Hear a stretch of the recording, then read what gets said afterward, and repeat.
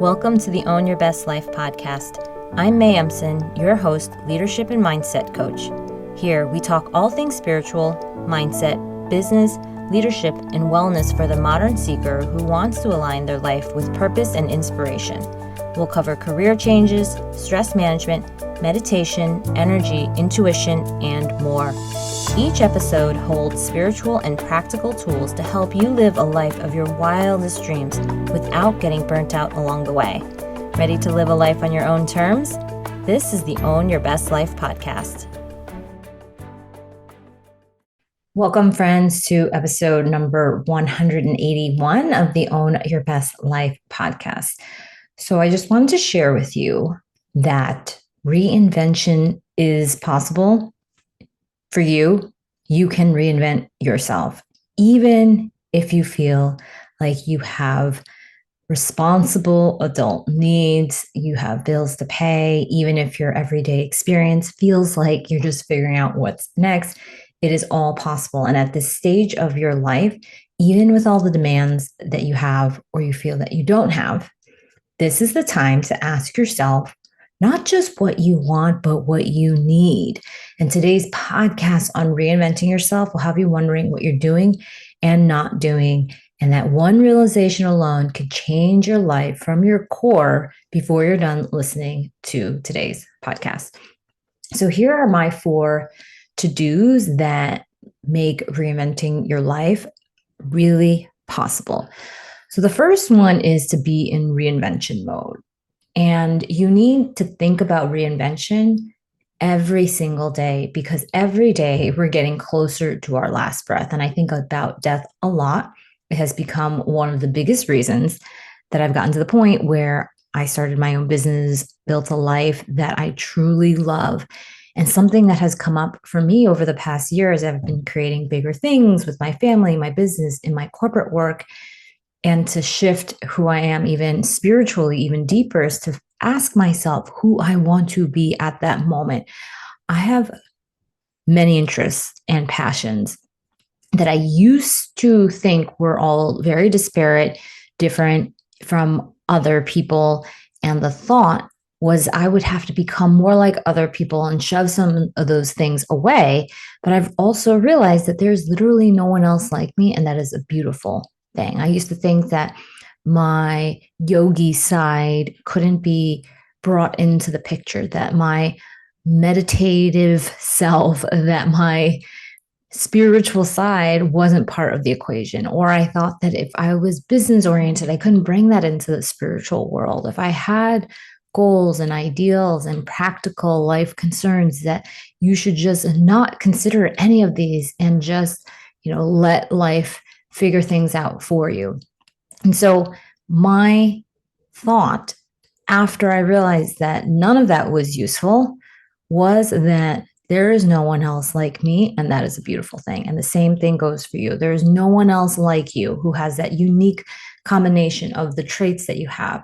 And when you consider that next part of your life, this next chapter that you are already living, it would be a waste of time for us to keep trying to be like someone else. And instead, what if we could radically change to be the most ourselves that we can be?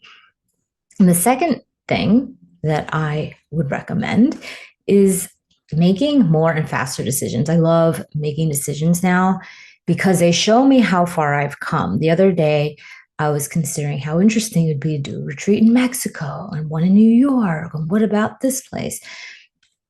A retreat at my home. I used to have so much heaviness making decisions like that. What to do next? How to invest my money? And part of that I realized is because I do take in a lot of information. I have a very empathic ability to see what everyone needs and to understand and to listen to and hear from a lot of people. And often that ability also will sometimes change your perception of what's right for you. You hear so much that you lose sight of what it is that feels right for you. And so I've actually been reviewing how much time I save when I don't allow for rumination or feeling like a victim or spending extra time considering everyone else's opinions over and over and over again. And I've decided I'll make a decision within 24 hours unless I'll have new information that would change my decision. Because usually the most I know about something is right now. The time I'm spending thinking about it is right now. And so I don't waste time on decisions that could be made earlier anymore. Instead, I get more clear on what I need to do, my decision making process, and then I execute. And this is something that I teach in my group. So much of what we're doing when we consider reinvention is making decisions and saying yes to things that we don't feel fully ready for or qualified to do. I had a client the other day tell me about this delay in her decisions and how she was hesitating. And as we broke it down, we realized it's not because the decision she made was wrong, but because she was just so used to living her life by adding in more and more activities that to say no to something felt strange. And it didn't feel like it was the right thing to do. But she actually wanted to say no. And she wanted to honor a previous commitment. And as we dug into it, is because she was living her values. She was trying to align with her values, but feeling like she shouldn't. And when your values are these subconscious things that you put away because you're trying to obey the outside world so fiercely and so much to not do anything wrong, you realize that you're doing yourself an injustice and you feel wrong as a result. And this is why in our coaching work together, I'm always asking clients to become more and more clear on their decisions more quickly, not because there is a rush, but mainly because the delayed decisions take up time, energy, thoughts, and space. And when we don't make that decision, we usually know what we want to do, but don't want to execute on it. And when we don't do that, we don't see the benefit of these decisions. We don't feel the relief of finally deciding. Can you imagine finally deciding what you're doing? It's amazing.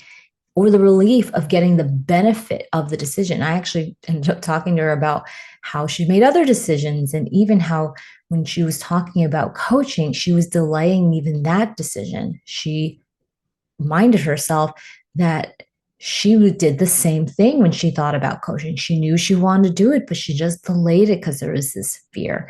And I'm telling you all this now because it's just normal thought processes, but it doesn't mean they're helpful, right? There's a lot of things that are normal that you see all throughout the world. Health, right? Certain kinds of practices that people do are considered normal, but they're not necessarily healthy ways for people to live their lives, or helpful ways, or more skillful ways for them to do what they're doing. And so I challenge you to accept that things can be normal and there's a place and time for them, and you can still make a different choice. And what she realized was that the time that she delayed the decision that she was making to say no to this thing, the decision to coach, was time wasted. She could have had the benefit of the coaching, and she could have had the benefit of talking to someone earlier about the no that she was saying and why, and then also just freeing up her mind share to do other things. So that's number two. The third one is to build confidence along the way. Sometimes we don't make decisions because of errors of thinking, like we shouldn't have doubt, or I should be more confident in my decision. To reinvent yourself, you need to say yes to things that you don't feel fully ready for or qualified to do. And when we think about our past, all the things that we've done that we feel like we know, that drives confidence. But we're not trying to create the past. We're not trying to recreate all the things when we are in that reinvention mode. We're trying to be in the present moment and responding and responsive to things that are here now. But we're trying to do that in a different way so that we have different and reinvented lives as a result. And this is often why when I coach with clients, we talk about how it doesn't take more time to do the coaching. It has you living your life but in a different way. So the same things that you get in life, you respond to differently, and then you create new results. You shift things so that you end up having more time, more energy, people seeing you as a leader, the promotion starting to happen, the conversation starting to happen, all of the things around your energy starting to shift. Wanting to and doing are two very different things. And so when we're coming back again and again to the same old problems, what we realize is that we want to change, but we haven't done it yet. And so this means that we're always catching up to the belief that we can do something. I would love for all of us to not have to do that, but that just isn't the case. So I want to break that down for you now because it's such a myth. Confidence comes from the ability to believe in your ability to do something. So that is a skill. Like you can get more confident by saying, I know how to believe in my abilities. And I often found that the ability to do something will take time and effort. So therefore, confidence comes, but it's just a lagging indicator. If you don't have confidence before you do something, that is par for the course. And overconfidence is something that we don't necessarily find as helpful. You don't have to push yourself to be overconfident, to be really rash in your decisions. You just have to realize that that self-doubt, that fear of failure is just part of the journey. No one gets to avoid that. So you just have to believe that if you're going to take the leaps that you want to take, small or big, that it will be worth it. And I thought to myself, every time I made big decisions that changed my life, like going back to school, moving, maybe being in a relationship with my partner, starting a business, investing in myself, I felt nervous. I felt worried. And rarely was there this feeling of just absolute certainty and pure excitement. So if you think back, you'll likely find that you're slower to move into these big decisions because you're waiting until there's nothing absolutely that could go wrong. But that doesn't happen. We delay our decisions until we feel we have to make them, which is the procrastination of a decision. When we could have saved time and we could have saved energy by looking at that decision now, by putting that same time and effort that you would right at the end into finally figuring this out. So therefore, it usually takes everything to break before people finally say, no, I have to switch jobs. I have to leave this thing. I have to make a move. And usually, sometimes even the universe will do for you what you can't do for yourself, and it will eject you. It will tell you it's time. So no worries about it, but just know that that's what's happening. If you have this thought and desire, it does not go away. And I have clients who have reinvented themselves through their work and their personal lives. And that's why they join the programs, because they start to see themselves as someone who has a future that might be different than what they have today. And then over time, they see themselves as more wildly capable than they realized, more creative, more interesting, and interested in the world around them and some of their more creative pursuits. And this is the power of reinvention. Many times, the first time I reflect back to them that they're actually, for example, a creative person when they thought of themselves as a highly analytical one. And that shift to their whole identity, the first time I'll reflect that back to them, is so powerful. And we get so lost in the daily minutia that we don't question what our lives would be like if we changed one thing, such as who we believed we could be and who we are. And so the fourth thing I want to share with you is to see yourself with that reinvented persona. And one of my reinventions is to see myself as a spiritual teacher and as a coach, to be a spiritual achiever, the OG, to reinvent what I thought a spiritual teacher, an achiever, or a coach even meant, looked like, or could be. I felt like that was so foreign over 5-6 years ago when I started thinking about this. But as I looked and lived into the truest parts of myself and looked through the whole history of who I was since the beginning, I see that what I teach, how I live, the ways that I've thought ever since I was a child is truly both spiritual and focused in nature. And I teach you how to love yourself and others, to have meaning and purpose in your life and your work, to create money and to eradicate the habits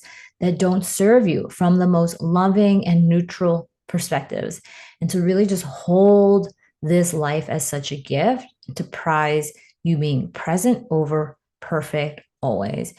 And I have always seen people as interconnected and energy is real. And so when I saw that persona in my own intentions for that next phase of my life, it felt bold.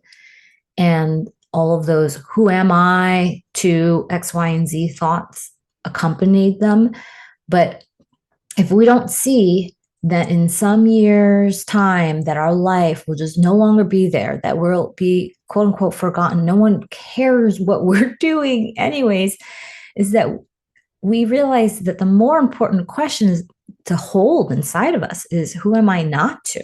And why is it such a big deal for us to be our own best friends along the way? Is this because if we're actually switching our mindsets around and we're changing our beliefs in who we think we are and what the world has to offer and what we are capable of, it requires us to acknowledge that even if reinvention is scary, being a shell of ourselves is even more scary. Leaving so much on the table is even worse.